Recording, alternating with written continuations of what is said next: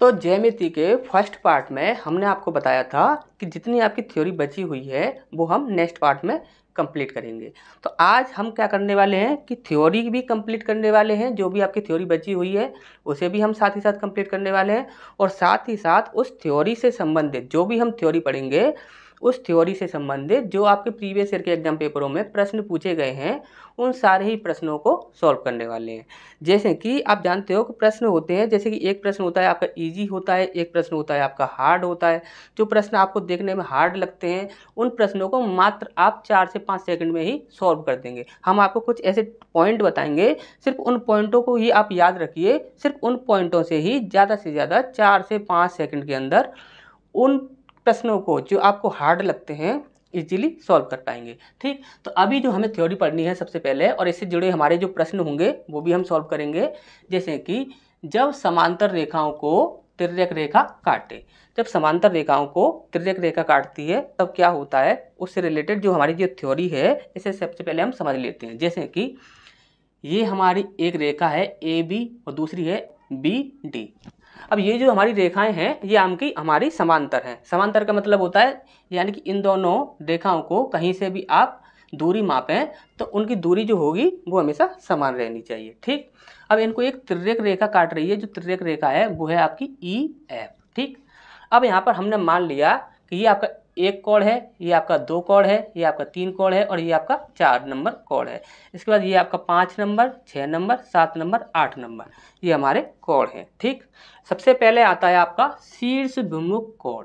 तो ये शीर्ष विमुख कोण क्या होते हैं, ये चीज़ हमने आपको पहले ही बता दी थी कि देखिए जब कभी आपकी कोई भी दो लाइनें हैं और आपस में एक दूसरे को काट रही हैं किसी एक बिंदु पर, सिर्फ दो लाइनें जब आपस में एक दूसरे को एक बिंदु पर काटती हैं तो वहाँ पर क्या होता है, वो शीर्ष विमुख कोणों का निर्माण करती हैं।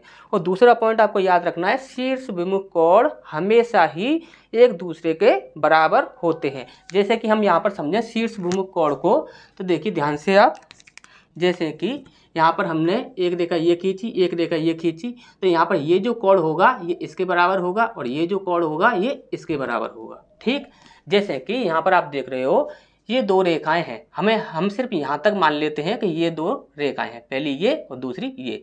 तो यहाँ पर एक कोण जो होगा वो 4 के बराबर होगा, दो कोण जो होगा वो 3 के बराबर होगा। इसी प्रकार से यहाँ पर देखा जाए तो 5 कोण जो होगा वो 8 के बराबर होगा, 6 कोण जो होगा वो 7 के बराबर होगा। ये चीज़ आपको हमेशा ही याद रखनी है कि शीर्ष विमुख कोण जो होते हैं वो हमेशा ही बराबर होते हैं। इसी प्रकार से आपसे बोला गया है संगत कोण। अभी संगत कोण क्या होते हैं, देखिए हमेशा ही याद रखिए, जब कभी भी आपको ये डायग्राम दिखता है, कभी भी आपको ये डायग्राम दिखे तो सिर्फ आपको एक ही बात याद रखनी है, जो दो कोण 3 कोण 4 कोण जितने भी आपको कोण दिखेंगे वो दो कोण एक जैसे बने हुए होंगे, वो दो या दो से अधिक कोण एक जैसे बने हुए होंगे, उनका मान सदैव भी बराबर रहेगा। क्यों रहेगा, क्योंकि ये जो दो रेखाएं हैं AB और CD ये क्या होती हैं, आपस में पैरेलल होती हैं। पैरेलल यानी कि एक दूसरे का जो अंतर होता है वो हमेशा ही समान रहता है। ठीक, तो ये जो दो रेखाएं हैं इनको जब कोई भी रेखा काटेगी, जब सीधी रेखा होनी चाहिए, एक सरल रेखा ही होनी चाहिए, तब एक सरल रेखा काटेगी तो जब वो कोण बनाएगी ना हमेशा ही बराबर बनाएगी। जैसे कि संगत कोण आपको दिया हुआ है, यहाँ पर एक जो कोण है वो आपका 5 के बराबर होगा। जैसे कि यहाँ पर ये जो एक कोण है वो आपका 5 के बराबर होगा। अब आप देखोगे ये इस प्रकार से जो बना हुआ है आपको दिख रहा है इसकी दूरी कितनी है, इसी प्रकार से ये भी कोण है, इसी प्रकार से ये जो कोण है, इसी प्रकार से ये भी कोण है, और इस प्रकार से ये जो कोण है इसी प्रकार से ये वाला कोण है। तो आप अच्छे से देख सकते हो कि ये जो भी कोण आपके एक जैसे बने हुए हों वो हमेशा ही बराबर रहेंगे। जैसे कि संगत कोण होगा यानी कि एक नंबर कोण जो होगा वो 5 के बराबर होगा, एक नंबर कोण जो है वो 5 के बराबर होगा। इसी प्रकार से 2 नंबर कोण जो होगा वो 6 के बराबर होगा, इसी प्रकार से 3 नंबर कोण जो होगा वो 7 के बराबर होगा, और 4 नंबर जो कोण होगा वह 8 के बराबर होगा। ठीक, तो ये चीज़ें आपको अच्छे समझ आ गई होंगी। संगत का कोण का मतलब आप शॉर्ट ट्रिक से समझिए कि एक जैसे दिखने वाले कोण। ठीक, अब यहाँ पर दूसरा पॉइंट है एकांतर कोण। एकांतर कोण very very most important point है ये जो आपका डायग्राम है, इस डायग्राम से संबंधित जितने भी आपके प्रश्न बनते हैं उसमें से 85% प्रश्न, ध्यान से समझ लीजिए 85% प्रश्न सिर्फ और सिर्फ इसी पॉइंट से सॉल्व होते हैं, सिर्फ और सिर्फ इस एक पॉइंट के जरिए, सिर्फ और सिर्फ इस एक पॉइंट के जरिए आपके 85% क्वेश्चन जो होंगे इससे संबंधित सॉल्व होंगे। देखिए ध्यान से समझ लीजिए इसे। एकांतर कोण, एकांतर कोण क्या होता है? ये दो प्रकार से होते हैं। पहला होता है अंतः एकांतर, दूसरा होता है बाह्य एकांतर। ठीक, या फिर आप इसे ये भी बोल सकते हो आंतरिक एकांतर और बाह्य एकांतर। ठीक, अब यहाँ पर आंतरिक एकांतर और बाह्य एकांतर क्या होंगे? देखिए ध्यान से समझिए, यहाँ पर क्या है, 3 कोण जो है वो 6 के बराबर होगा, 3 कोण जो है वो 6 के बराबर होगा, और 4 कोण जो होगा वो 5 के बराबर होगा, 4 कोण जो होगा वो 5 के बराबर होगा। लेकिन ये बनते कैसे हैं, ये चीज़ आप ध्यान से समझ लीजिए। एकांतर कोण जो होते हैं वो हमेशा ही, एकांतर कोण हमेशा ही एक जेड का निर्माण करते हैं। किसका निर्माण करते हैं? एक जेड का। अब इससे आप ध्यान से समझिएगा। अब यहाँ पर ये आपको एक जेड दिख रहा है, यदि हम बोलें कि ये इस प्रकार से बनाया, हमने इस प्रकार से बनाया और इस प्रकार से कर दिया, अभी क्या ये एक जेड नहीं है? आप इसको भी एक जेड मानकर चलिए। देखिए ध्यान से, यदि ये जो कोण है वो यदि हम x माने तो ये जो कोण होगा वो भी आपका x ही होगा। ध्यान से समझ लीजिए, यदि इस प्रकार से जेड बना हुआ है तो यदि ये जो कोण है वो आपका x है तो ये नीचे वाला जो कोण होगा वो भी आपका x ही होगा। यदि हम बोलें कि ये वाला जो कोण है वो आपका x है तो ये वाला जो कोण होगा ना वो भी आपका x ही होगा। यदि आपको एकांतर कोण को समझना है तो आप हमेशा ही याद रखिए, बिल्कुल ही शॉर्ट ट्रिक है कि जेड का निर्माण करेंगे। किसका निर्माण करेंगे? जेड का निर्माण करेंगे।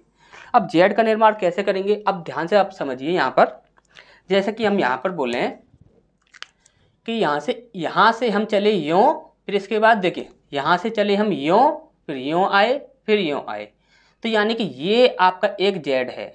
अब ये आपका एक जेड है तो यानी कि ये जो कोण है और ये जो कोण है ये दोनों कोण आपके बराबर होंगे। अब ध्यान से समझिए दूसरा वाला जेड कैसे बनेगा। जैसे कि हमने बोला कि यहाँ से चले हम यूँ चले, यहाँ पर रुके, फिर इसके बाद यहाँ पर आए और फिर यहाँ पर चले गए। अब ये कैसे बना? यूँ, फिर यूँ और फिर यूँ। तो यहाँ पर क्या होगा कि ये वाला जो कोण होगा 4 नंबर वो इसके बराबर होगा। अब यहाँ पर हम अंतः एकांतर और बाह्य एकांतर की बात करें तो देखिए अंतः एकांतर क्या होगा, यहाँ पर देख रहे हो आप, कोण 3 कोण 6 के बराबर होगा, कोण 3 जो होगा वो 6 के बराबर होगा, और कोण 4 जो होगा वो कोण 5 के बराबर होगा, कोण 4 जो होगा वो कोण 5 के बराबर होगा। तो यहाँ पर जो अंतः एकांतर कोण जो होंगे वो आपके यहाँ के कोण माने जाएंगे, यानी कि जो अंदर की साइड है वो आपके अंतः एकांतर कोण माने जाएंगे। इसके बाद यदि बाह्य एकांतर की बात की जाए तो बाहर वाले जो कोण होंगे, बाहर वाले यानी कि 1, 2 और 7, 8, बाहर वाले जो कोण होंगे वो आपके बाह्य एकांतर माने जाएंगे। अब यहाँ पर हम इन्हें कैसे समझेंगे?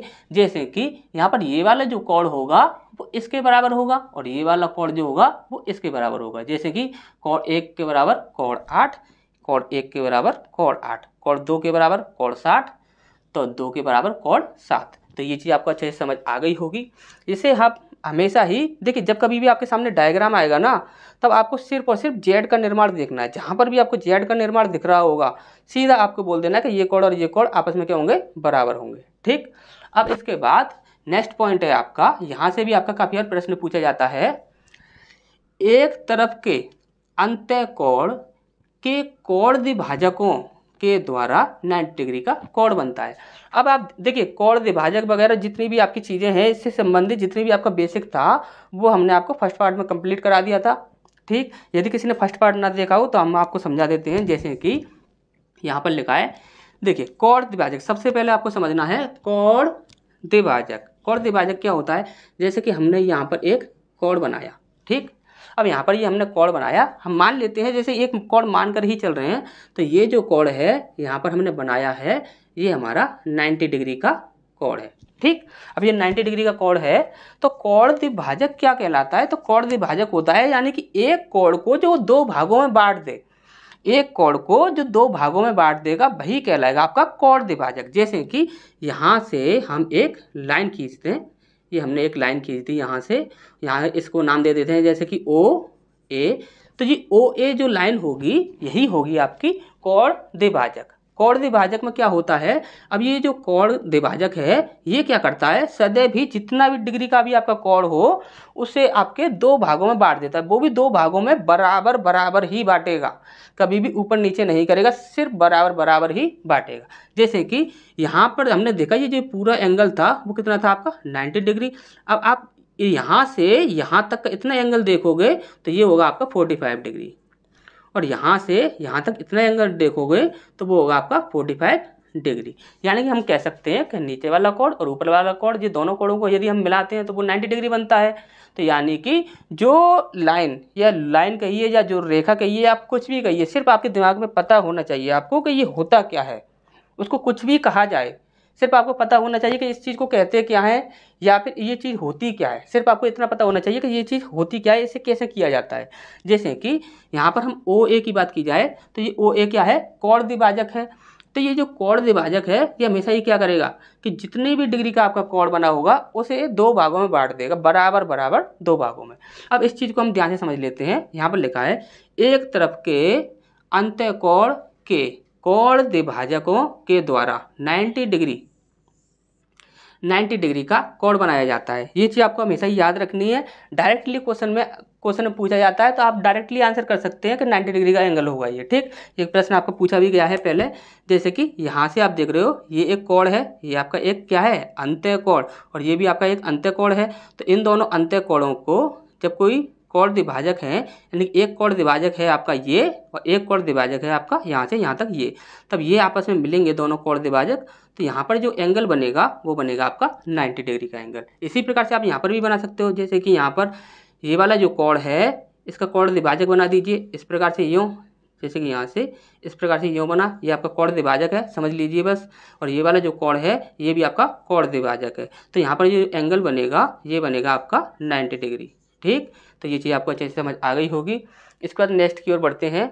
वेरी वेरी मोस्ट इम्पोर्टेंट लेकिन बहुत ही ज़्यादा सरल पॉइंट है और very very most important point है। आप हमेशा ही इस बात को याद रखिए कि एक तरफ के अंतःकोण या बाह्य कोण का योग क्या होगा, 180 डिग्री होता है। जैसे कि कोण 1 और कोण 7, कोण 1 और कोण 7 ये दोनों जो होंगे वो क्या करेंगे, आपस में 80 डिग्री का एंगल बनाएंगे। यानी कि इन दोनों का जो योग होगा वो आपस में 80 डिग्री ही होगा, 180 डिग्री, ठीक। और यहाँ पर देखोगे आप कि 3 और 5 इन दोनों को यदि हम जोड़ें तो ये दोनों क्या करेंगे, आपस में 180 ही बनाएंगे। इसी प्रकार से यहाँ पर अब देखा जाए कोण 2 और यहाँ पर 2 और कोण 8 इन दोनों का यदि योग किया जाए तो ये भी 180 ही बनाएगा। और इसी प्रकार से कोण 4 और कोण 6 इन दोनों को यदि जोड़ा जाए तो ये भी आपके 180 ही बनाएंगे। अब ये बनाएंगे कैसे, ये कैसे होता है, तो आप हमेशा ही याद रखिए। एक रेखा खींचिए, आप कोई भी, आप अच्छे से जानते हो कि यदि आप कोई भी एक रेखा खींचते हो, इस प्रकार से खींच दीजिए या इस प्रकार से खींच दीजिए या फिर आप इस प्रकार से सीधी रेखा खींच दीजिए, तब कभी भी एक सीधी रेखा पर यदि कोण का हम निर्माण करते हैं तो वो हमेशा ही 180 बनता है। चल इधर बनाइए या इधर बनाइए या इधर बनाइए या इधर बनाइए या इधर बनाइए या इधर बनाइए, आपका वो जो कोण होगा वो हमेशा ही कितना होगा, 180। और आप ध्यान से समझिए इस चीज़ को, इस कोण के बारे में बात कर रहे हैं तो ये वाला जो कोण है और ये वाला जो कोण है ये दोनों क्या करेंगे, आपस में एक सीधी रेखा पर कोण बनाएंगे। जब एक सीधी रेखा पर कोण बनाएंगे तो आपको पता है कि सीधी रेखा पर जब कभी भी कोण बनेगा तो वो क्या बनेगा, 180 डिग्री बनेगा। और आप अच्छे से जानते हो कि ये वाला कोण जो होगा और ये वाला जो कोण होगा ये आपस में बराबर होंगे। तो हमें क्या करना होगा, ये वाला जो कोण है और ये वाला जो कोण है यदि इन दोनों की आपस में बात की जाए तो ये आपका क्या करेंगे, 180 बनाएंगे।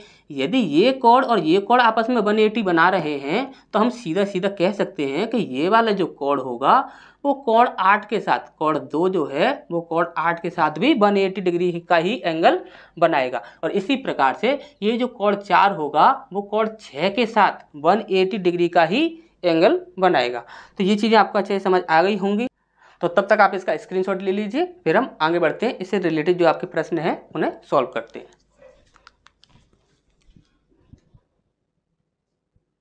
तो यहाँ पर हमारे ये दो प्रश्न दिए हुए हैं, पहला प्रश्न और दूसरा प्रश्न। इसमें हम पहला प्रश्न देखें तो यहाँ पर बोला जा रहा है कि ए बी जो भुजा है वो पैरेलल है किसके, सी डी भुजा के समानांतर है, ठीक। इसी प्रकार से बोला गया है कि यहाँ पर कोण ई ओ एफ यानी कि कॉर्ड EOF क्या होगा। अब यहाँ पर दिया हुआ है कॉर्ड AEO, ये वाला जो ऊपर वाला कॉर्ड है ये आपका 30 डिग्री दिया हुआ है, और जो नीचे वाला जो कॉर्ड है ये आपका 40 डिग्री दिया हुआ है। तो यहाँ पर हमें क्या पूछा गया है कि ये वाला कॉर्ड क्या होगा। अब ध्यान से अब इस बात को समझिए। देखिए जैसे कि हमने यहाँ पर 2 लाइनें खींची, अब इन दोनों लाइनों के बीच में जैसे कि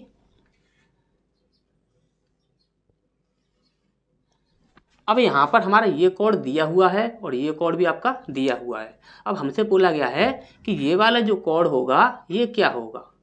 तब आप क्या कीजिए कि यहाँ पर एक लाइन और खींच लीजिए, अपने मन से ही एक लाइन खींच लीजिए। ये भी आपकी बिल्कुल बीच में ही खींचनी है, समानांतर ही खींचनी है। ठीक, अब यहाँ पर आप ध्यान से समझिए। हमने आपको बताया था कि जो एकांतर कोण जो होते हैं वो क्या होते हैं, वो आपस में समान होते हैं और वो क्या करते हैं, एक जेड का निर्माण करते हैं। तो ध्यान से समझिए, यहाँ पर जैसे कि हम यहाँ से देखें तो ये लाइन फिर ये लाइन फिर ये लाइन, जैसे कि ये लाइन फिर ये लाइन और फिर ये लाइन। अब यहाँ पर ये जो कोण होगा वो जितना होगा उतना ही तो ये कोण होगा, क्योंकि हमने क्या बोला था, एकांतर कोण जो होते हैं वो सदैव समान होते हैं और एक जेड का निर्माण करते हैं। जैसे कि हमने ये वाला कोण जो है वो इसके बराबर होगा, क्यों होगा, क्योंकि यहाँ पर एक जेड का निर्माण हो रहा है। ठीक, अब यहाँ पर आप देखोगे कि तो ये जो कोण है ये आपका दिया हुआ है 30 डिग्री। ये कोण जब आपका 30 डिग्री दिया हुआ है तो ये भी तो कोण आपका 30 डिग्री ही होगा, सिंपल है। इसके बाद दूसरा हम समझते हैं, जैसे कि यहाँ पर दिया है, अब यहाँ पर आप देखोगे तो इस लाइन को यहाँ से यूँ देखिए फिर यूँ देखिए फिर यूँ देखिए, एक जेड का निर्माण हो रहा है, यानी कि यूँ आए फिर यूँ आए फिर यूँ आए, यानी कि ये वाला जो कोण होगा वो इस वाले कोण के बराबर होगा। जब ये वाला कोण इस वाले कोण के बराबर होगा तो ये कोण कितना है आपका 40 डिग्री। जब ये कोण आपका 40 डिग्री है तो ये भी तो आपका 40 डिग्री ही होगा। और हमसे पूछा गया था ये जो पूरा कोण है इसका मान क्या होगा, तो ये जो कोण है EOF, तो ये कितना हो जाएगा 40 + 30 = 70 डिग्री। तो यही हमारा आंसर हो जाएगा। तो ये चीज़ आपको अच्छे से समझ आ गई होगी। नेक्स्ट की ओर बढ़ते हैं। तो यहाँ पर आपका कोई भी एंगल नहीं दिया हुआ है। यहाँ पर बोला क्या जा रहा है, जब PO और QO कोण द्विभाजक हैं तब POQ का बृहत कोण क्या होगा। तब हमने आपको अभी थ्योरी में ही पढ़ाया था कि ये जो कोण होता है, देखिए यहाँ पर बोला गया है ये क्या है, कोण द्विभाजक है। कोण द्विभाजक क्या है, PO और QO, ये दोनों क्या है, कोण द्विभाजक है। और ये दोनों क्या कर रहे हैं, देखिए अंतः कोण जो हैं उनको कोण द्विभाजित कर रहे हैं। तब उनको कर रहे हैं तो यहाँ पर क्या होगा, हमें पता है कि ये क्या होगा 90 डिग्री का एंगल ही बनेगा हमेशा ही, क्योंकि हमने आपको थ्योरी में अभी बताया था कि यहाँ पर ये जो कोण बनेगा कोण द्विभाजकों के द्वारा वो सदैव ही 90 डिग्री का बनेगा। तो यहाँ पर इसका क्या पूछा गया है कि बृहत कोण क्या होगा, यानी कि ये तो आपका 90 डिग्री है, डायरेक्टली ये पूछा जाता तो आप 90 डिग्री आंसर दे देते। लेकिन यहाँ पर क्या है कि आपको ये कोण पूछा जा रहा है, ये जो कोण है ये वाला कोण पूछा जा रहा है। ये कोण तो आपको पहले से ही पता है, ये आपने निकाल लिया। अब इसका पूछा जा रहा है आपको ये कोण, क्योंकि किसी भी कोण का बृहत कोण जो होता है उसे आपको निकालना है तो आपको क्या करना है कि सीधा ही देखिए पूरा जो एंगल होता है वो आपका 360 डिग्री होता है। अब आप 360 में से 90 डिग्री माइनस कर दीजिए, 360 डिग्री माइनस 90 डिग्री, तो यहाँ पर हमारा क्या बनता है 270 डिग्री। ठीक, तो 270 डिग्री क्या होगा हमारा, ये वाला कोण होगा बाहर वाला। ठीक, तो ये हो जाएगा आपका बृहत कोण, कितना हो जाएगा 270 डिग्री। तो ये चीज़ आपको अच्छे से समझ आ गई होगी। नेक्स्ट क्वेश्चनों की ओर बढ़ते हैं, तब तक आप इसका स्क्रीनशॉट ले लीजिए। तो इसके बाद हमारा ये तीसरा प्रश्न है, इसे समझते हैं। यहाँ पर बोला गया है कि SQ पैरेलल है RT के। SQ जो है वो पैरेलल है किसके, RT के।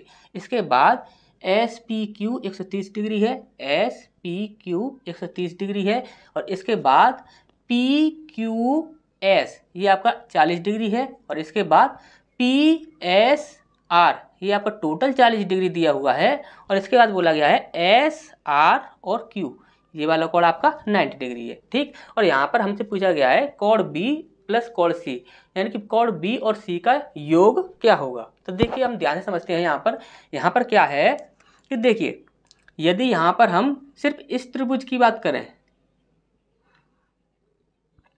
सिर्फ इस त्रिभुज की बात करें तो यहाँ पर देखिए क्या होगा कि हमें पता है किसी भी त्रिभुज के तीनों अंत्य कोणों का योग 180 डिग्री होता है। यदि आपको नहीं पता तो ये चीज़ आप याद रखिए, त्रिभुज के तीनों अंत्य कोणों का योग 180 होता है। तो यहाँ पर देखेंगे आप, यहाँ पर कितना है आपका 130 डिग्री और यहाँ पर कितना है आपका 40 डिग्री, यानी कि ये कितना हो गया 40 और 30 70, यानी कि 170 डिग्री होता है।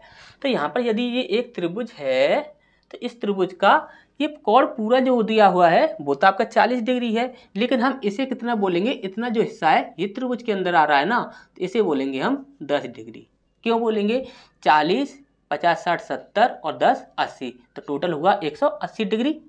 अब यहाँ पर जब 40 में से 10 डिग्री यहाँ तक इतना ये कोण है, ये आपका 10 डिग्री है, तो ये वाला जो कोण है वो कितना होगा, तो यानी कि ये पूरा ही 40 था तो 10 माइनस कर देंगे, कितना बचेगा आपका, ये आपका 30 डिग्री बचेगा। ठीक, तो यहाँ पर ये आपका 30 डिग्री बचा।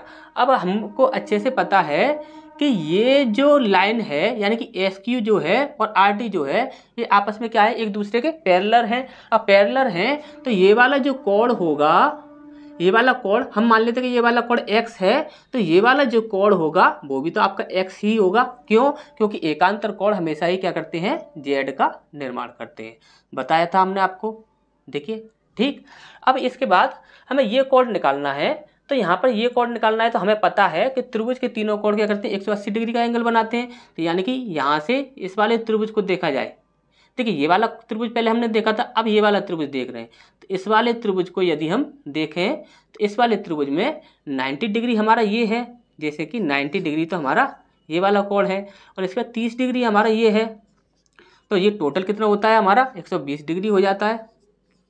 ये भी 120 डिग्री हो रहा है, तो ये एक्स कोण कितना होगा, यानी कि हम 180 में से 120 माइनस कर देंगे तो कितना बचेगा हमारा 60 डिग्री। तो हम ये कह सकते हैं कि ये वाला जो एंगल होगा वो आपका 60 डिग्री होगा। तब ये एक्स एंगल जो है ये आपका 60 डिग्री होगा, तो ये वाला जो एंगल है ये भी तो आपका 60 ही होगा। तो हम ये कह सकते हैं कि ये वाला जो एंगल है ये आपका 60 होगा। क्यों, क्योंकि हमेशा एकांतर कोण जेड का निर्माण करते हैं और बराबर होते हैं। ठीक, अब यहाँ पर क्या होगा कि जब ये एक 60 डिग्री का कोण है और आप इसे देखोगे तो ये एक त्रिभुज है। जब ये एक त्रिभुज है, इस त्रिभुज में एक कोण जो है वो 60 डिग्री है, एक कोण है आपका सी कोण और एक कोण है आपका बी कोण, और बी और सी का योग हमें बताना है। तो हम सिंपल कह सकते हैं कि त्रिभुज के तीनों कोणों का योग 180 होता है। तो 180 में से हम माइनस करते हैं 60, तो हमारा कितना बचता है 120 डिग्री हमारा यहाँ पर बचता है। तो ये 120 डिग्री है ये क्या है, कोण बी और कोण सी का मान नहीं है, बिल्कुल ये कोण बी और सी का मान है। क्यों, क्योंकि कोण बी और सी का योग करेंगे और उसके बाद हम 60 को जोड़ेंगे तभी तो हमारा 180 बनेगा। तो यहाँ पर हम अच्छे से समझ गए कि ये वाला जो कोण है 120 डिग्री में निकलेगा, यानी कोण बी और कोण सी दोनों का योग। तो ये चीज़ आपको अच्छे से समझ आ गई होंगी। तो नेक्स्ट क्वेश्चन की ओर बढ़ते हैं, तब तक आप इसका स्क्रीनशॉट ले लीजिए।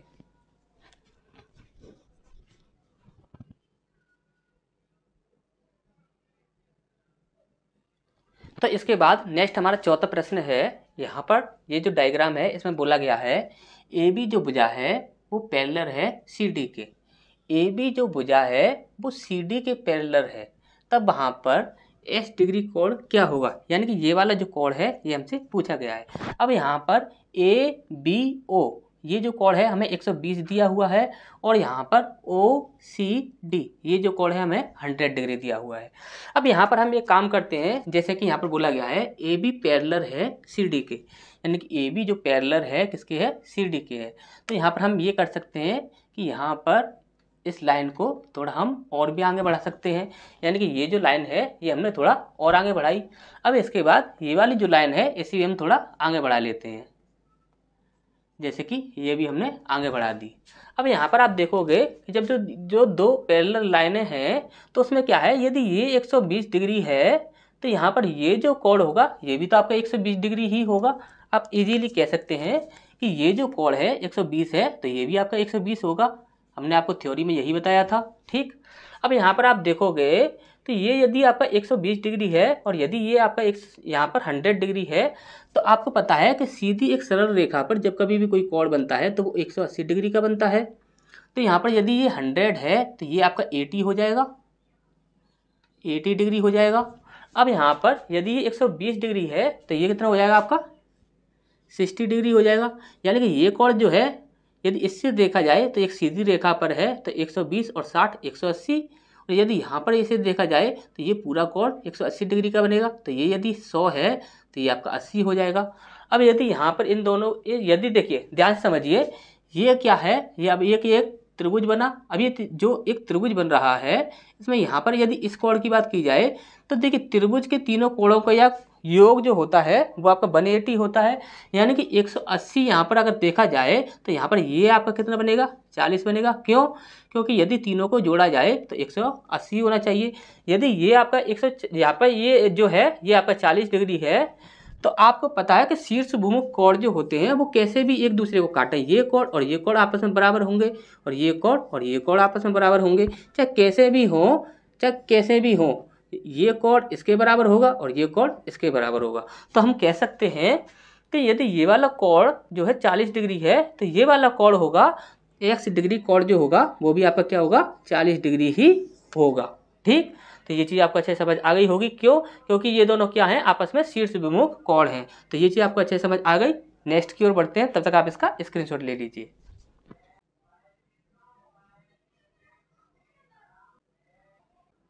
तो इसके बाद हमारा 5वां प्रश्न है, इसे देखते हैं। यहाँ पर बोला गया है जब ए बी भुजा सी डी के पैरेलल है, तो ये वाली जो भुजा है ये सी डी यानी कि इस भुजा के पैरेलल है यानी कि समानांतर है, और पी क्यू और क्यू आर प्रतिच्छेदित रेखाएं हैं। ये पी क्यू और क्यू आर ये आपकी प्रतिच्छेदित रेखाएं हैं। तो यहाँ पर कोण जी क्यू एच यानी कोण जी क्यू एच ये वाला जो कोण है ये हमसे पूछा जा रहा है कि ये कोण कितना होगा। तो अभी आप ध्यान से समझिए इस चीज़ को। देखिए ये भुजा और ये भुजा एक दूसरे के पैरेलल है, तब हम बनाते हैं तब हम कैसे देखते हैं कि ये इस प्रकार से बना हुआ होता है। ठीक, लेकिन ये इस डायग्राम को थोड़ा उल्टा कर दिया है। यहाँ पर ये डायग्राम सीधी भुजाएं इस प्रकार से बनी हुई है। अब यहाँ पर ये जो भुजा है पी क्यू जो भुजा है ये क्या कर रही है, ये दोनों भुजाओं को आपस में काट रही है, यानी कि एक तिर्यक रेखा मान सकते हैं हम इसे। जब हम इसे एक तिर्यक रेखा मान सकते हैं तो हम कह सकते हैं कि ये वाला जो कोण है ये कितना है आपका 80 डिग्री है। तो ये वाला जो कोण होगा वो भी क्या होगा 80 डिग्री ही होगा। ठीक, ये वाला कोण यदि 80 डिग्री है तो ये वाला कोण भी 80 डिग्री होगा। यदि ये वाला कोण 80 डिग्री है तो हम कह सकते हैं कि यहाँ पर ये वाला जो कोण है ये आपका कितना हो जाएगा। यानी कि हमें पता है कि एक सीधी रेखा पर जब कभी भी एक कोण बनता है पूरा तो वो कितने का बनता है 180 का बनता है। तो यानी कि ये कितना हो जाएगा आपका 100 हो जाएगा। अब यहाँ पर इसे ध्यान से समझिए, यदि इतना कोण ये आपका 100 है और यहाँ पर देखिए ये आपका 120 दिया हुआ है और ये एक सीधी रेखा है तो 120 ये है, तो यहाँ पर ये वाला जो हमारा कोण होगा ये वाला जो कोण होगा वो कितना हो जाएगा। तो हम अच्छे से कह सकते हैं कि ये कितना हो जाएगा आपका 60 डिग्री हो जाएगा। क्यों? क्योंकि यहाँ पर ये एक सीधी रेखा पर बना हुआ है, ये 120 डिग्री होगा। तो यहाँ पर ये कितना बचा आपका 60 डिग्री बचा, क्योंकि सीधी रेखा पर हमेशा ही 180 का एंगल बनता है। अब यहाँ पर हमें ये वाला कोण मिल चुका है और ये वाला कोण मिल चुका है, तो ये वाला कोण कितना होगा यानी कि 100 और 60 यानी कितना हो गया 160 डिग्री हो गया। 160 डिग्री हो गया। और त्रिभुज यदि इसे देखा जाए तो ये क्या है, ये एक त्रिभुज है और त्रिभुज के जो कोण होते हैं जो अंतः कोण होते हैं उनका योग कितना होता है 180 होता है। यानी कि हम कह सकते हैं कि यहाँ पर कोण जी क्यू एच बराबर कितना हो जाएगा। देखिए 100 ये है 60 ये है, तो ये कितना हो गया 160, तो बचा कितना आपका 20 डिग्री। ठीक, तो ये चीज़ आपको अच्छे से समझ आई होगी। नेक्स्ट की ओर बढ़ते हैं, तब तक आप इसका स्क्रीनशॉट ले लीजिए।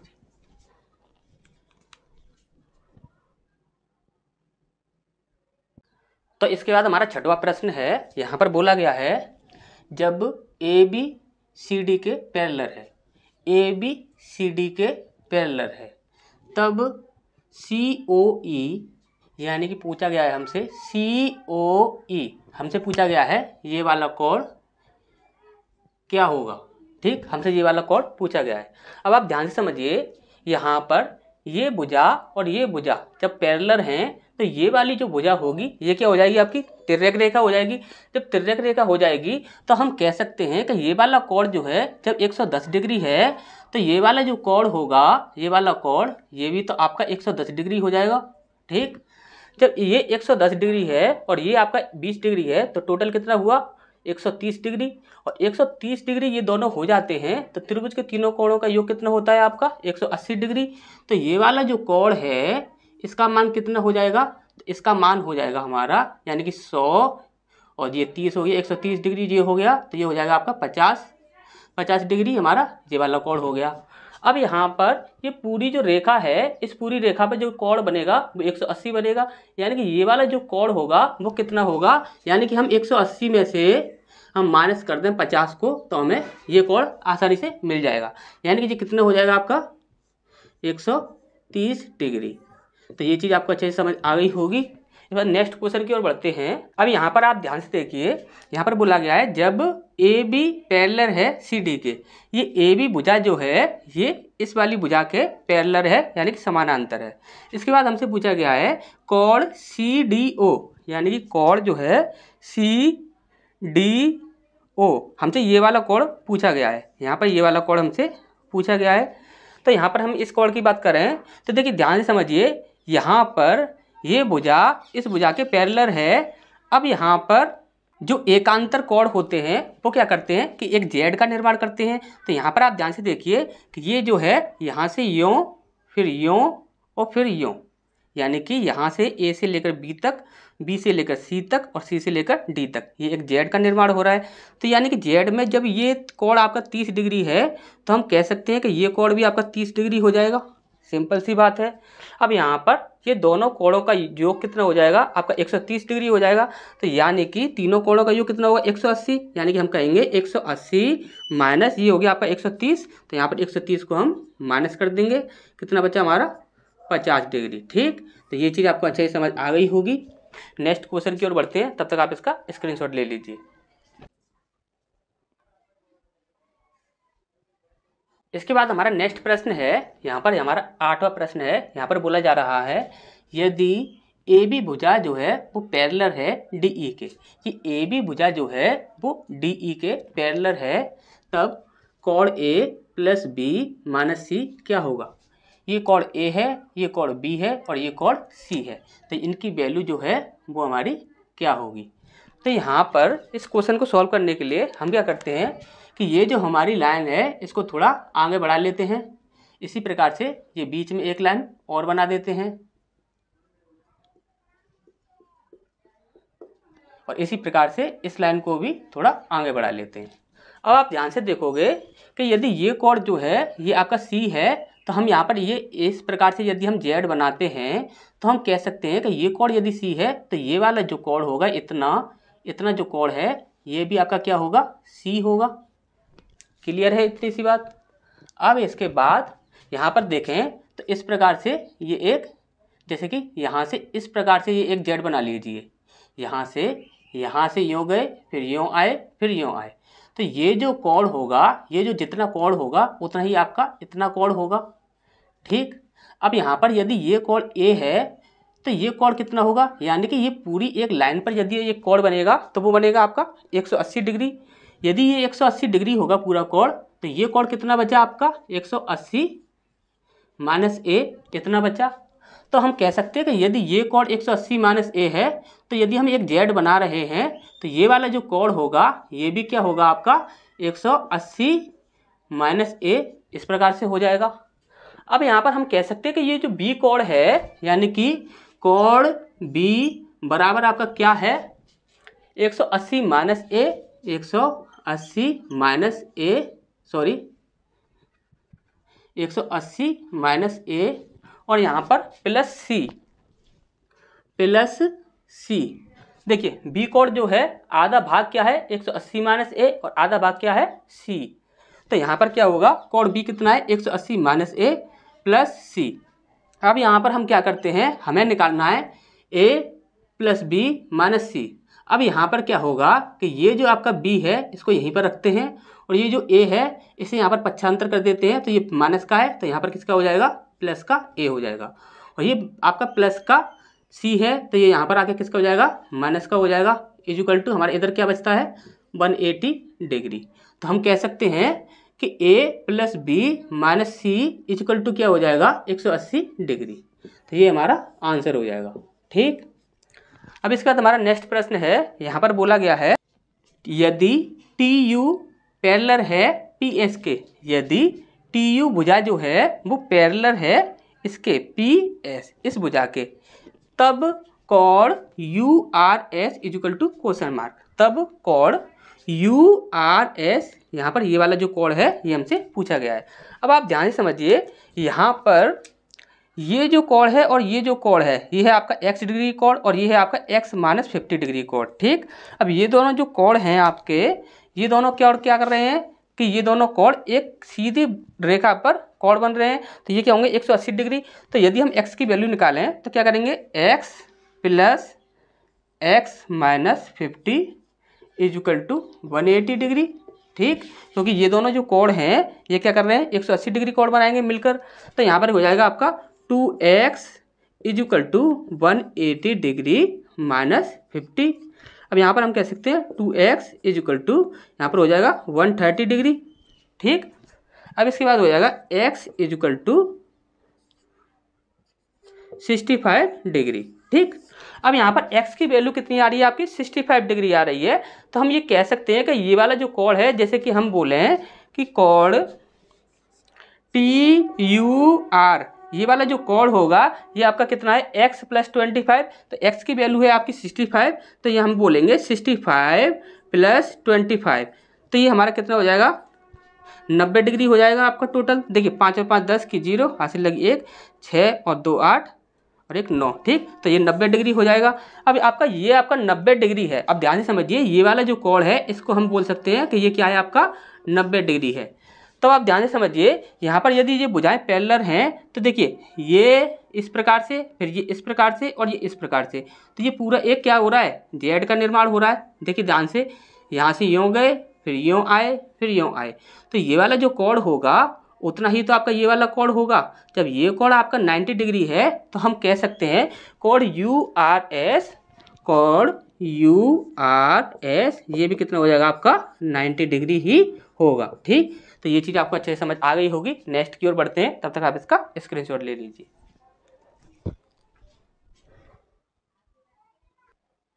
तो इसके बाद नेक्स्ट थ्योरी हमें पढ़नी है, जब दो से अधिक समांतर रेखाएं हों। जब दो से अधिक समांतर रेखाएं हों, जैसे कि यहाँ पर हमने ये एक लाइन खींची और इसके बाद यहाँ पर ये एक हमने लाइन खींची। अब इसके बाद जैसे कि यहाँ पर ये एक रेखा है, ये है हमारी जैसे कि ए बी, ये हमारी ए बी है। इसके बाद ये यहाँ पर एक और लाइन खींची, इसे बोल दिया हमने सी और डी। इसके बाद ये हमारी एक लाइन है ई एफ, और इससे भी और ज़्यादा भी हो सकती हैं, इसमें ही आपको अच्छे से समझ आ जाएगा।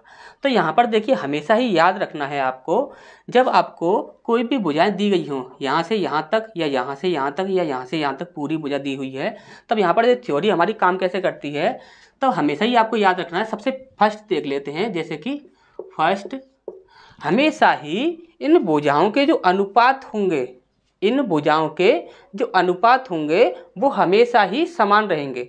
एक ही बात आपको याद रखनी है कि इन भुजाओं के जो अनुपात रहते हैं वो हमेशा ही समान रहते हैं। जैसे कि यहाँ पर हमने लिया ए ई, यहाँ से ए से लेकर ई तक ये हमने पूरी भुजा ले ली ए ई, तब यहाँ पर हम इधर से लेंगे तो लेंगे हम बी एफ, तो क्या लेंगे हम बी एफ बराबर।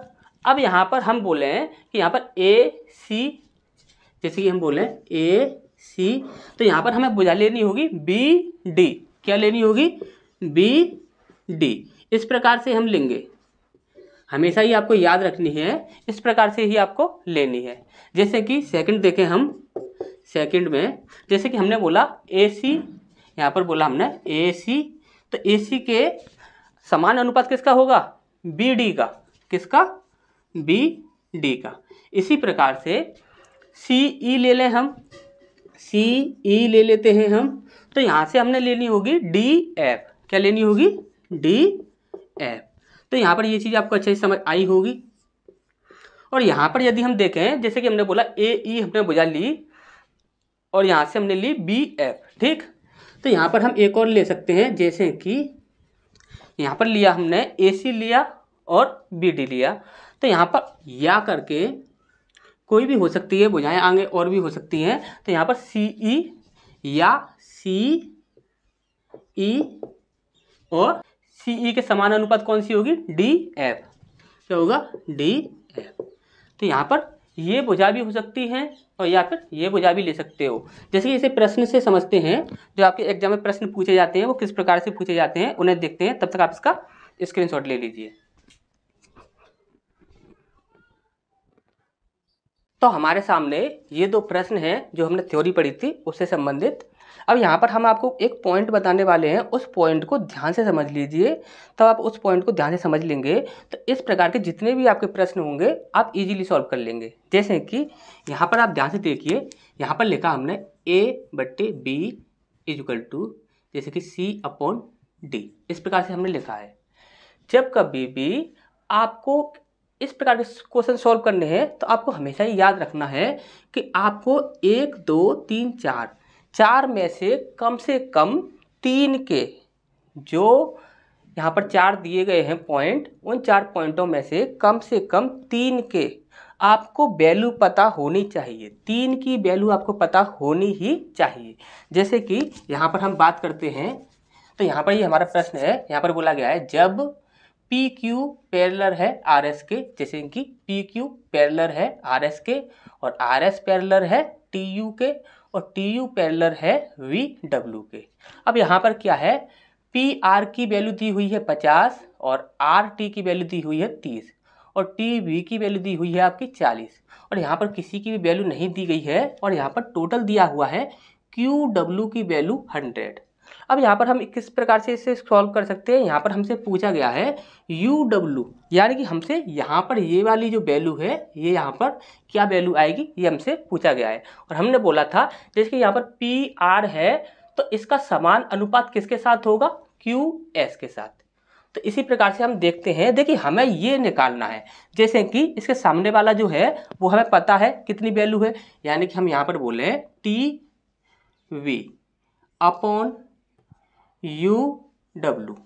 अब ये जो है यहाँ पर एक की वैल्यू हमें पता है और एक की वैल्यू हमें नहीं पता, जिसकी हमसे पूछी जा रही है।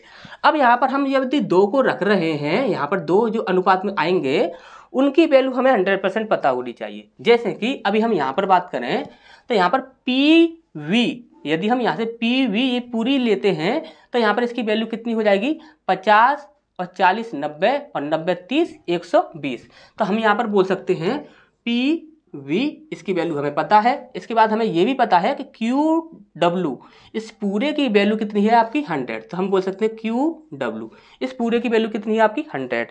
अब इस क्वेश्चन को यदि सॉल्व करते हैं तो जैसे कि TV की वैल्यू कितनी है आपकी, जैसे कि TV इसकी वैल्यू है आपकी 40, तो यहाँ पर कितनी है आपकी 40 है, बट्टे UW की वैल्यू आपसे पूछी गई है। इसके बाद PV इसकी वैल्यू कितनी है 50 और 40 90 और 90 और 30 120, कितनी हो जाएगी 120 बट्टे, और इसकी पूरे की वैल्यू दी हुई है आपकी 100। अब यहाँ पर इसे सॉल्व कर लेते हैं, ये 3 बार चला जाता है और यहाँ पर क्या हो जाएगा UW इसकी जो वैल्यू हो जाएगी 100/3, ठीक। तो 100/3 जो हो जाएगी तो उसे जब हम कैलकुलेट करेंगे तो हमारा आंसर कितना आ जाएगा 3 3 9 3 3 9 .3 3 9। इस प्रकार से ये चलता रहेगा। आप इस प्रकार से आंसर दे सकते हो या फिर आप इसे आंसर दे सकते हो 3 पर बार, इस प्रकार से भी आंसर दे सकते हो। और दूसरा आंसर आप दे सकते हो जैसे कि 3 1/3, आप इस प्रकार से भी आंसर दे सकते हो। और एक और आंसर दे सकते हो आप, जैसे कि अभी यहाँ पर ये जो वैल्यू है 3 3 3 3 इस प्रकार से ये आगे बढ़ती ही जा रही है, तो आप इसे यहाँ पर ही स्टॉप करना चाहते हैं, तो अब उसे कैसे स्टॉप करेंगे, तब आप बोल सकते हो 3 पॉइंट जो आपका 3 है इसे एक आगे बढ़ा दीजिए, यहाँ पर कर दीजिए 4। इस प्रकार से भी आप इसका आंसर दे सकते हैं, ठीक। तो आप कैसे भी आंसर दे लीजिए 1 2 3, 4 प्रकार से किसी भी प्रकार से आपका आंसर जो होगा वो ऑप्शन में आ सकता है। ठीक, अब इसके बाद हमें ये वाला क्वेश्चन सॉल्व करना है। यहाँ पर क्या है, देखिए यहाँ पर भी आपकी पैरेलल ही होंगी, यहाँ पर हमें बोला नहीं गया है, देखिए बोला गया था लेकिन हमने यहाँ पर लिखा नहीं गया है। ठीक, तो यहाँ पर हमसे पूछा गया है एक्स और वाई की वैल्यू क्या होगी, इन दोनों को यदि जोड़ा जाए तो वो वैल्यू क्या आएगी। अब हमने आपको बताया था यदि हमें एक की वैल्यू पता है और एक की वैल्यू नहीं पता तो दूसरा जो हम लेंगे, जो पेयर लेंगे, उस पेयर में क्या होगा कि दोनों की वैल्यू हमें पता होनी चाहिए। जैसे कि यहाँ पर हम देखें, इस ए से लेकर जी तक की वैल्यू हमें नहीं पता, भले ही हमें बी से लेकर एच तक की वैल्यू हमें पता है, लेकिन हम इसे नहीं ले सकते। अब हम क्या ले सकते हैं, देखिए ई जी और एफ एच इन दोनों की वैल्यू हमें पता है, तो हम इसे ले लेते हैं सबसे पहले। जैसे कि यहाँ पर हमारा लिखा हुआ है ई जी की वैल्यू है आपकी 50। डायरेक्टली क्वेश्चन सॉल्व कर लेते हैं। यहाँ पर क्या है 50 बट्टे ई जी के बाद क्या है एफ एच की वैल्यू कितनी है आपकी 40 इज इक्वल टू। अब हमें किसी की भी वैल्यू निकालनी है उसे ले लेते हैं, लेकिन एक साथ में होना चाहिए, यानी कि इसके साथ एक है नंबर तो हम इसे ले लेते हैं ए सी कितना है आपका 40 बट्टे और यहाँ पर बी डी कितना है आपका x, तो यहाँ पर हमें x की वैल्यू मिल जाएगी। ठीक, अब यहाँ पर हम देखते हैं तो यहाँ पर या 0 से 0 काट देते हैं तो 5 अट्ठे 40 और यहाँ पर x की वैल्यू आ जाती है हमारी 8 चौक 32। ठीक, यहाँ पर x की वैल्यू कितनी आ जाती है हमारी 32। अब इसके बाद हमें देखिए यहाँ पर x की वैल्यू मिल चुकी है तो यहाँ पर हम लिख सकते हैं 32। ठीक, 32 लिख सकते हैं। अब यहाँ पर हमें किसकी वैल्यू निकालनी है, बाई की वैल्यू हमें निकालनी है। तो आप ध्यान से देखिए यहाँ पर यदि हमें बाई की वैल्यू निकालनी है तो हमें डी एफ की वैल्यू चाहिए। ठीक, तो यहाँ पर हम जो पहला पेयर लेंगे तो उसे तो हम ये 40 और 32 ये ले सकते हैं और साथ में 50 और 40 ये भी ले सकते हैं। इनमें से कोई से अभी एक पेयर ले सकते हैं। जैसे कि चलो हम ये वाला पेयर ले लेते हैं सबसे पहला। जैसे कि हमारा दिया हुआ है ए सी दिया है हमारा 40 बट्टे और बी डी दिया हुआ है हमारा 32। ठीक, अब किसी से भी सॉल्व कीजिए, इससे सॉल्व कीजिए या इससे सॉल्व कीजिए, आंसर आपका सेम ही आने वाला है। और इज इक्वल टू हमें किसकी वैल्यू निकालनी है, यहाँ पर हमें निकालनी है बाई की वैल्यू। एक्स की वैल्यू हमें निकल चुकी है, बाई की वैल्यू हमें निकालनी है। यदि हमें बाई की वैल्यू निकालनी है तो हमें ये वाला यहाँ पर जो नंबर है वो हमें चाहिए। यदि ये हमें चाहिए तो देखिए ध्यान से, यहाँ पर कितना है 40 और यहाँ पर है आपका 32 और पूरे का जो आपका वैल्यू है वो कितनी है 100। अब देखिए यहाँ पर है 40 और 32, ये हो जाएगा हमारा 72 और 72 को यदि हम 100 से माइनस कर देते हैं तो हमारी ये वाली वैल्यू निकल कर आ जाएगी। तो ये वाली वैल्यू हमारी कितनी हो जाएगी 28 हो जाएगी। ठीक, तो ये वाली वैल्यू हमारी कितनी हो जाएगी 28 हो जाएगी। अब यहाँ पर ये वैल्यू हमें मिल चुकी है, कैसे मिली, यानी कि पूरे की वैल्यू कितनी थी हमारी 100 थी और यहाँ की इतने की वैल्यू थी हमारी 32 और इतने की वैल्यू थी हमारी 40। तो इन दोनों को हमने क्या किया, माइनस जोड़कर 100 में से माइनस कर दिया तो हमें ये वैल्यू मिल गई। अब हमें बाई की वैल्यू अच्छे से मिल सकती है, यानी कि हम कह सकते हैं सी की वैल्यू कितना है आपका बाई दिया हुआ है अपॉन और डी एफ इसकी वैल्यू कितनी है आपकी 28। अब यहाँ पर इसे सॉल्व करते हैं। जैसे कि यहाँ पर दिया है 8 चौक 32 और 8 पंजे 40 और यहाँ पर 4 सत्ते 28। ठीक, अब यहाँ पर बाई की वैल्यू जो हमें मिल जाएगी तो बाई की वैल्यू कितनी हो जाएगी 7 पंजे 35। ठीक, तो बाई की वैल्यू हमें कितनी मिल गई 35। अब हमसे पूछा गया था x प्लस बाई का मान कितना होगा, तो x प्लस बाई कितना हो जाएगा, x की वैल्यू है आपकी 32 प्लस बाई की वैल्यू है आपकी 35। ठीक, और यहाँ पर 5 और 2 7 और 3 और 3 6, यानी कि 67 हमारा आंसर हो जाएगा। तो ये चीज़ें आपको अच्छे से समझ आ गई होंगी। नेक्स्ट की ओर बढ़ते हैं, तब तक आप इसका स्क्रीनशॉट ले लीजिए।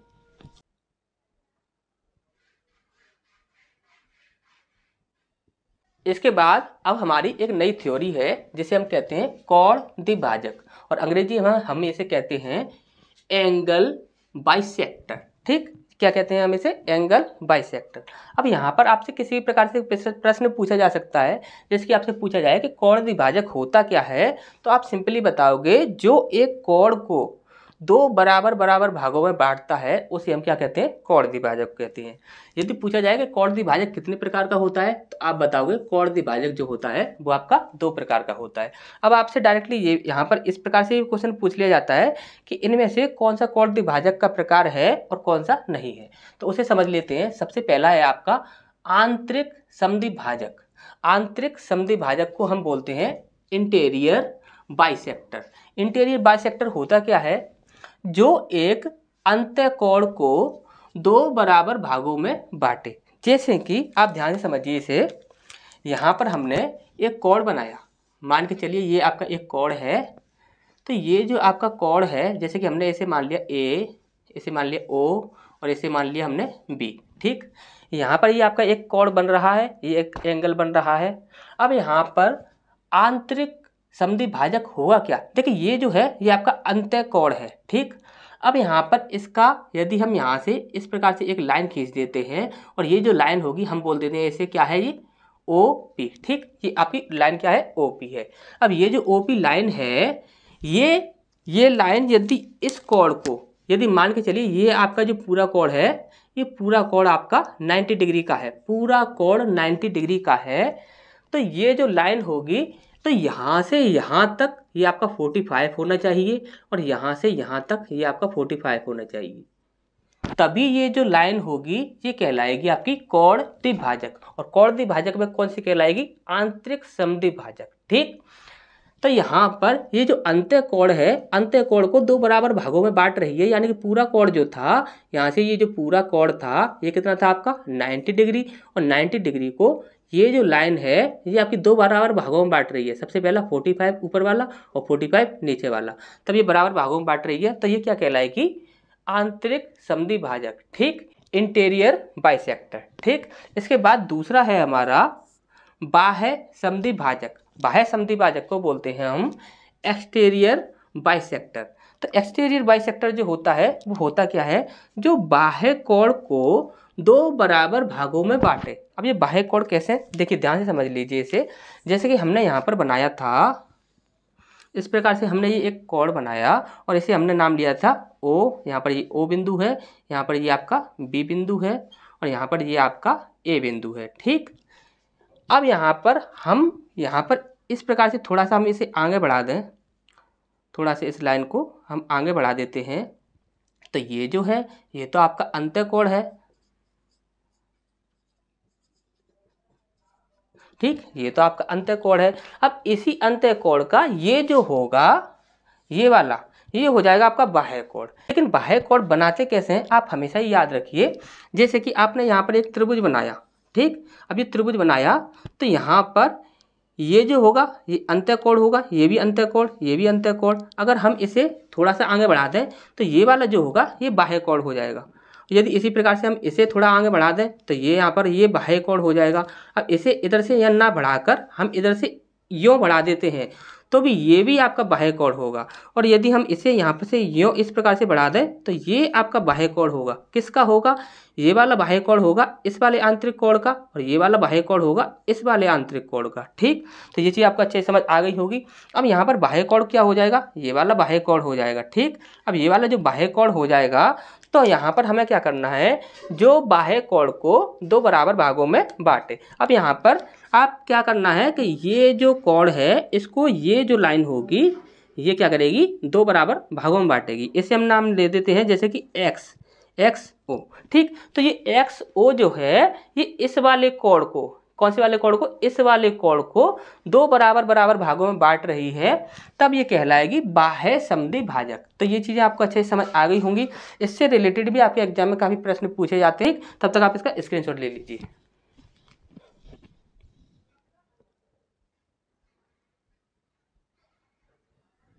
तो यहाँ पर ये दो हमारे प्रश्न हैं। देखिए ये जो दो प्रश्न हैं हमारे, ये कोण समद्विभाजक से संबंधित नहीं हैं, लेकिन हम सबसे पहले इन क्वेश्चंस को सॉल्व कर लेते हैं। ठीक, तो सबसे पहले हमारा ये प्रश्न दिया हुआ है, यहाँ पर बोला जा रहा है by is equal to question mark. हमसे पूछा गया है, बाई की वैल्यू पूछी गई है। ठीक, अब यहाँ पर हम क्या कह सकते हैं, देखिए यहाँ पर ये इस लाइन को यदि हम देखें तो ये एक सीधी सरल रेखा है, और एक सीधी सरल रेखा पर जब कभी भी कोई कोण बनता है तो वो 180 का ही बनता है, हमको पता है। अब यहाँ पर इसकी वैल्यू है x और इसकी वैल्यू है 4x, तो हम यहाँ पर ये कह सकते हैं कि 4x plus 4x is equal to 180 degree. ठीक, ये हम कह सकते हैं क्योंकि ये एक, दोनों जो कोण हैं वो एक सरल रेखा पर बन रहे हैं। ठीक, अब यहाँ पर हम कह सकते हैं 4 और x ये कितना हो जाएगा, 5x इज इक्वल टू कितना हो जाएगा, 180। ठीक, तो x की वैल्यू कितनी हो जाएगी, 36 डिग्री। ठीक, x की वैल्यू कितनी हो जाएगी आपकी 36 डिग्री। अब यहाँ पर देखिए, यहाँ पर दिया है 2 ठीक 2 है और यहाँ पर है 3x। अब यहाँ पर हम यदि यहाँ पर आप देखोगे तो ये दोनों जो कोण हैं 2 और 3x, ये दोनों ही कोण भी आपके क्या है कि एक सरल रेखा पर बन रहे हैं। तो हम ये कह सकते हैं कि 2 प्लस 3x इक्वल टू कितना हो जाएगा हमारा 180 डिग्री हो जाएगा। ठीक, अब यहाँ पर हमें y की वैल्यू नहीं पता लेकिन हमें x की वैल्यू पता है। यदि हम x की वैल्यू यहाँ पर रख देते हैं तो हमारा क्या हो जाएगा 2 प्लस 3x जो है यहाँ पर क्या करेंगे हम 3 into 36 is equal to 180 degree. तो यहाँ पर क्या हो जाएगा 2 प्लस यहाँ पर कितना हो जाएगा इज इक्वल टू 180 डिग्री। ठीक, इतना हो गया। अब यहाँ पर क्या है 2 जो है ये यहाँ पर आ जाएगा 2 इज इक्वल टू 180 माइनस ये जो आपका 108 है ये आपका उधर चला जाएगा 108, ये आपका माइनस हो जाएगा। तो यहाँ पर बचेगा आपका 2 इज इक्वल टू 72। ठीक, 72 हो जाएगा। तो y इज इक्वल टू 36। तो ये चीज़ आपको अच्छे से समझ आ गई होगी। नेक्स्ट की ओर बढ़ते हैं। ये हमारा प्रश्न दिया हुआ है, यहाँ पर इसमें बोला गया है 2x is equal to 7y तब x degree is equal to question mark. अब यहाँ पर आप ध्यान से समझिए, यहाँ पर ये 2x is equal to 7y दिया हुआ है, इज इक्वल टू में दिया हुआ है, यानी कि यहाँ पर क्या है x और y का रेशियो दिया हुआ है। कैसे दिया हुआ है देखिए ध्यान से, जैसे कि यहाँ पर 2x is equal to 7y। अब यहाँ पर हम कह सकते हैं x अपॉन y को इधर ले आते हैं बराबर 7/2, ये हो जाएगा यहाँ पर हमारा। अब यहाँ पर आप देखिए ध्यान से देख सकते हैं, यहाँ पर आप खुद ही ऑब्जर्व कर सकते हैं कि ये हमारा रेशियो जो निकला है वो हमारा सही है या नहीं है। देखिए x की वैल्यू आ रही है आपकी 7 और y की वैल्यू आ रही है आपकी 2। तो यहाँ पर देखिए x का मान बड़ा होना चाहिए, यानी कि x जो कोण है वो आपका बड़ा है। तो आप कह सकते हो कि ये हमारा रेशियो जो है वो बिल्कुल सही है। अब आप ध्यान से देखिए, यहाँ पर ये जो एक सरल रेखा पर कोण बन रहे हैं तो हम क्या कहेंगे कि ये 180 बनेंगे, यानी कि हम कहेंगे 7 और 2 9 की वैल्यू कितनी है हमारी 180, तो 1 की वैल्यू कितनी हो जाएगी 20। अब यहाँ पर वैल्यू किसकी पूछी गई है x की, तो x का रेशियो कितना है 7। तो यहाँ पर 7 की वैल्यू कितनी हो जाएगी 20 इंटू 7, तो कितनी हो जाएगी 140। ठीक, तो आशा करते हैं ये चीज़ें आपको अच्छे से समझ आ गई होंगी। यदि किसी प्रकार का यदि कोई भी आपको कन्फ्यूजन होता है तो आप कमेंट बॉक्स में कमेंट कीजिए, जो भी आपकी कन्फ्यूजन होगी वो आपकी दूर की जाएगी। और बाकी की जो आपकी थ्योरी है और आपके के जो क्वेश्चंस बचे हुए हैं वो सारे ही क्वेश्चन और थ्योरी हम नेक्स्ट पार्ट में कराएंगे। ठीक, तो मिलते हैं फिर नेक्स्ट क्लास में।